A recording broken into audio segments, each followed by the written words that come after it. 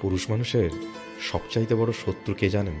তার প্রিয় নারীর আশেপাশে অন্য কোনো পুরুষ তো বহুত দূরের কথা, তার যদি ক্ষমতা থাকতো যে বাতাস তার প্রিয় নারীকে ছোঁয় সেটাকেও হয়তো কোনো কিছুর মধ্যে বন্দি করে ফেলতো। এটাকে অনেকে পজিটিভনেস বলে।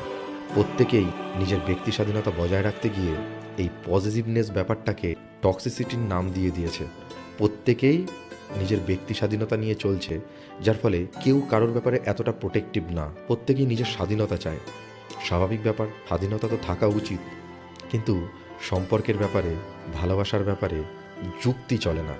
সেখানে দুজন মানুষের অনুভূতিগুলোই বেশি ম্যাটার করে।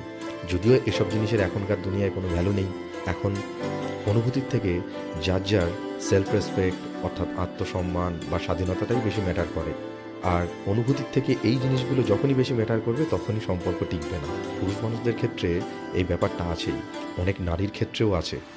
আসলে এই ব্যাপারগুলোকে আমরা গুরুত্ব দিতে নারাজ। আমরা বারবার ভাবি এই জিনিসগুলো মনে হয় আমাকে খাঁচায় বন্দি করে ফেলছে, আমাকে আটকে ফেলছে।